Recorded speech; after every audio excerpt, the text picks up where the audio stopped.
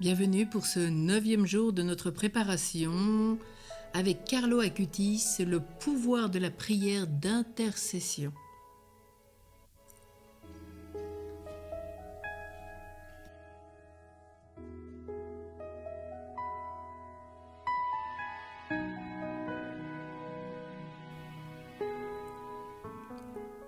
Carlo nous dit « Tous naissent comme des originaux, mais beaucoup meurent comme des photocopies. » Parmi les différentes formes de prière, de la louange à la demande ou à l'action de grâce, il en est une qu'il est bon de redécouvrir, particulièrement quand on veut prier. Avec Carlo, on peut comprendre d'une façon nouvelle la prière d'intercession. Carlo, comme fils unique, a sûrement l'habitude de prier seul. Mais sa prière n'est jamais solitaire. Quand bien même il est seul, il trouve toujours le prétexte de prier avec quelqu'un. Comme il est très jeune, Rachesh doit toujours l'accompagner à l'église quand ses parents ne le peuvent pas. Quand il est plus grand, après des parties de foot dans les parcs de la ville d'Assise, il entraîne souvent ses camarades à la messe avec lui. Aujourd'hui, ce sont des groupes de prière qui portent son nom un peu partout, dans le monde, l'île Maurice, en Argentine, Philippines, Pologne, et tant d'autres lieux, où des chrétiens par milliers se retrouvent pour prier ensemble grâce à son intercession. Nous pouvons louer seuls, rendre grâce seuls, et même demander des choses seulement pour nous. Mais la prière d'intercession nous ouvre à une prière où nous ne sommes pas seuls. Selon le catéchisme de l'Église catholique, au numéro 2634, l'intercession est une prière de demande qui nous conforme de près à la prière de Jésus. C'est lui l'unique intercesseur auprès du Père en faveur de tous les hommes, des pécheurs en particulier. Nous sommes sauvés par l'intercession du Fils, capable de sauver de façon définitive ceux qui par lui s'avancent vers Dieu, étant toujours vivants pour intercéder en leur faveur. Hébreux 7, 25. Le Christ intercède pour notre salut. Sauver quelqu'un, c'est lui redonner vie. Cette vie que Dieu lui-même a créée dans son originalité.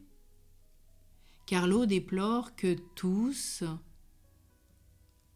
soient nés originaux, mais que tant de personnes meurent comme des photocopies. Comment les aider à s'évader de ce troupeau parqué pour les enfers que la mort mène paître?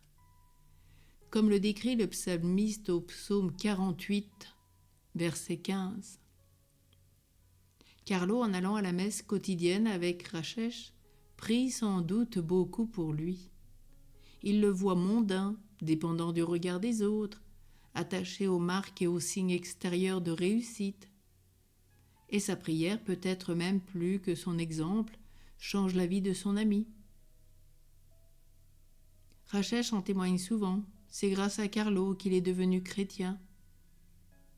Et il en est de même pour sa cousine Flavia. Après la mort de Carlo, elle dit avoir perdu un de ses meilleurs amis et en même temps la pratique de la foi. C'est seulement des années plus tard, par son intercession, qu'elle a pu trouver la joie de croire et de vivre la foi.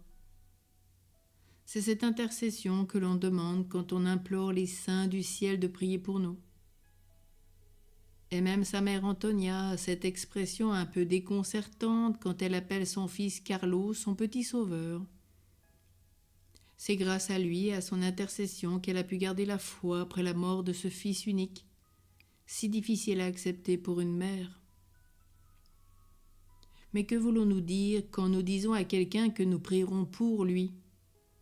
L'intercession de la prière n'est pas une intervention chirurgicale dont nous pouvons voir tout de suite l'effet. Pour autant, prier pour quelqu'un n'est pas non plus qu'un vœu pieux.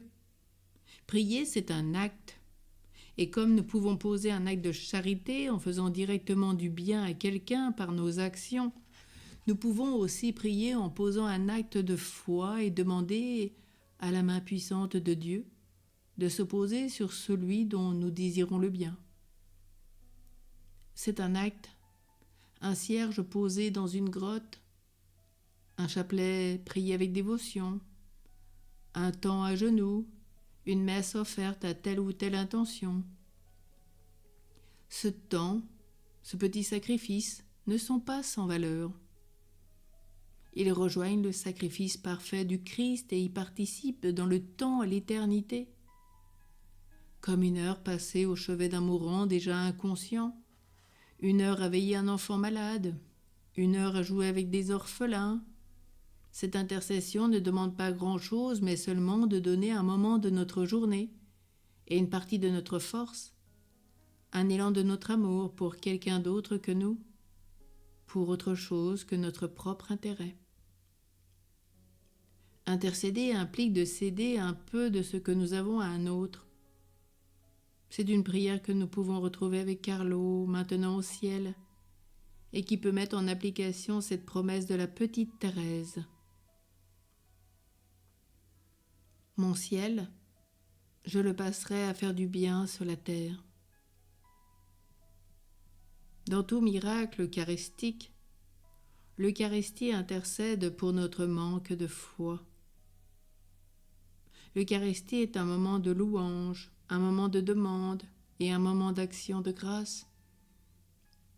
Mais c'est aussi un moment d'intercession pour les vivants et pour les morts. Comment retrouver la joie de cette offrande spirituelle de la messe ? Il faudrait que nous retrouvions l'habitude de nous dire « J'offre la messe pour toi ». Selon Carlo, pour retrouver la foi dans l'Eucharistie, il faut non seulement connaître les miracles du passé, mais espérer en voir de nouveaux. Avant que Carlo ne meure, sa mère lui disait toujours de demander à Jésus d'accomplir d'autres miracles eucharistiques, semblables à celui de l'Anciano, où la présence tangible de Jésus est évidente.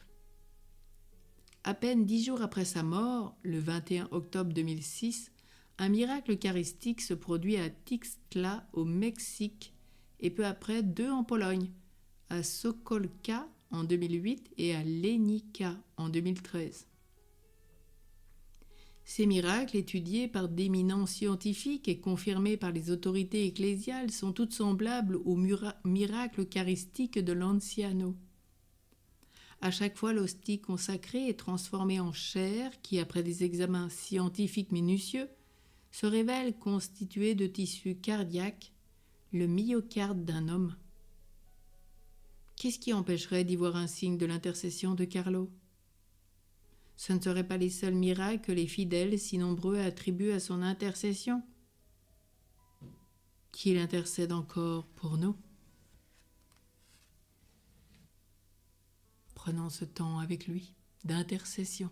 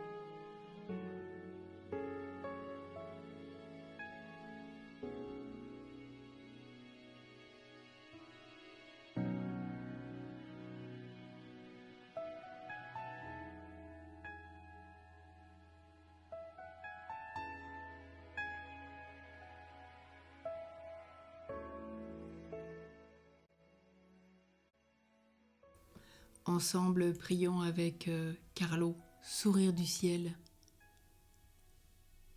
Pardon.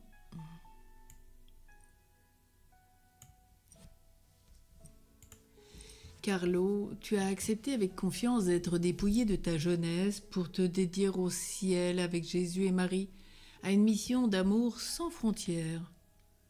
Reposant avec ton corps mortel là où François d'Assise s'est dépouillé de tout bien terrestre, tu cries avec lui au monde que Jésus est toute notre joie. Jeune plein de rêves, attiré par la nature, le sport, Internet, mais encore plus émerveillé par le miracle de Jésus réellement présent de l'hostie sainte. Aide-nous à croire qu'il est là, vivant et vrai, mystique autoroute qui conduit au ciel, et apprends-nous à le contempler avec Marie dans les mystères du Saint-Rosaire. Explique-nous, Carlo, qu'au-delà des modes, seul Jésus, en nous unissant à lui, nous rend originaux et non des copies, vraiment libres. Obtiens-nous de savoir le rencontrer dans chaque créature, mais surtout chez les pauvres, pour que l'humanité soit plus juste et fraternelle, riche de beauté et d'espérance, à la gloire du Père, du Fils et du Saint-Esprit. Amen. Bienheureux Carlo, prie pour nous tous, intercède pour nous, pour que nous puissions intercéder pour nos frères et sœurs.